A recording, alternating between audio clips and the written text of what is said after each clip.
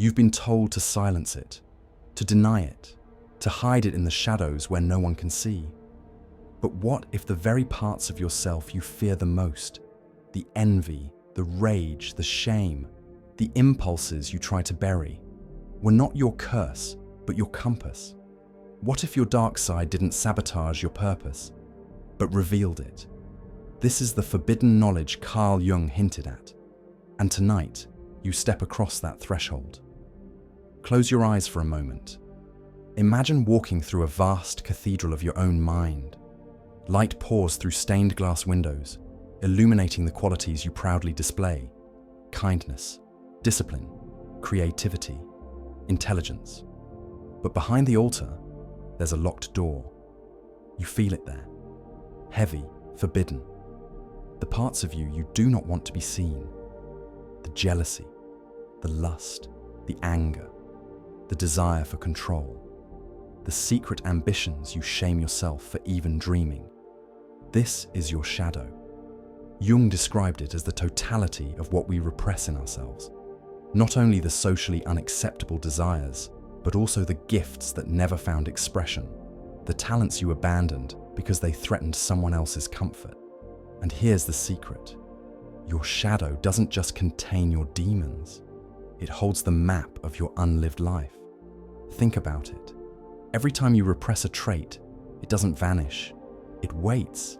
It leaks through in strange ways, sabotaging relationships, erupting in sudden anger, or projecting onto others. You see someone arrogant and it fills you with rage, but often that rage signals your own unclaimed confidence. You see someone reckless and you shake your head, but perhaps you too have buried your hunger for risk, your call toward adventure. Jung wrote, "Until you make the unconscious conscious, it will direct your life and you will call it fate." Your fate may just be your shadow playing puppeteer. But here lies the paradox. The shadow is not an enemy to destroy. It is an ally waiting to be integrated. And through this integration, your purpose begins to reveal itself. Let's give form to this hidden path. Imagine a framework of 5 gates, each one a threshold where your shadow whispers clues to your destiny. Gate 1. The mirror of projection. Notice who triggers you, the people you despise, envy, or obsess over. These projections point toward qualities within yourself you've disowned. Your purpose is often coded in the figures you can't stop reacting to. Gate 2. The wound of repression. Trace your earliest shames. What traits were you punished for as a child? Too loud, too ambitious, too emotional. Those wounds mark the exact qualities you must reclaim, for they hold the energy of your unlived calling. Gate 3. The desire you fear. What do you secretly want but judge as selfish, unrealistic, or dangerous? That desire is your compass. The shadow protects it under lock and key, but it is there to guide you. Gate 4. The double life. Where are you already leaking your shadow unconsciously? The sarcasm that cuts deeper than intended. The indulgences that sabotage discipline. These cracks are not just flaws. They are signposts of the raw energy you must harness deliberately. Gate 5. The gift in the monster. Every monster guards treasure. The trait you most fear in yourself, when purified, becomes your power. Rage becomes leadership. Envy becomes inspiration. Obsession becomes mastery. Your shadow's monster is the guardian of your gift. Walk these gates and you begin to see. Your dark side is not random chaos. It is coded with purpose. Consider this. Every mythic hero descends into the underworld. Orpheus, descending to retrieve his beloved. Inanna, stripped naked in the underworld before her return. Christ, descending before resurrection. Why this recurring motif? Because the descent is the rite of integration. Purpose cannot be found in the light alone. It must be wrestled from the dark, and so must you. Your shadow will test you.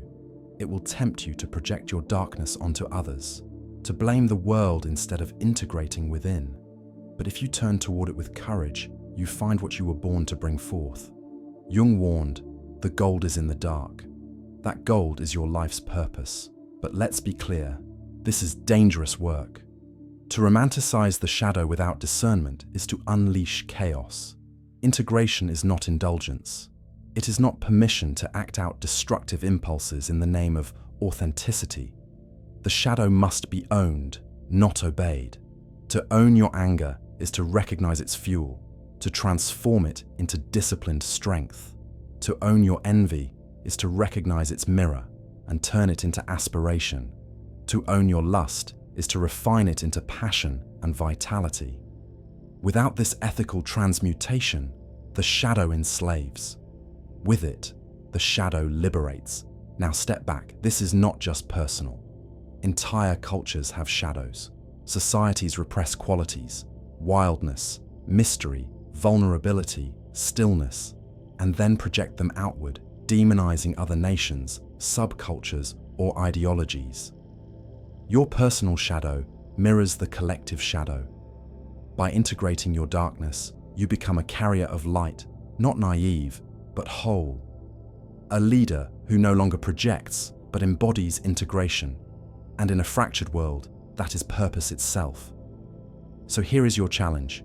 Do not run from the locked door in your cathedral. Walk toward it. Turn the key. Face what waits behind it. Because behind that door lies the life you have not yet lived. Your shadow is not the enemy. It is your twin. It is your teacher. It is your threshold. Listen carefully.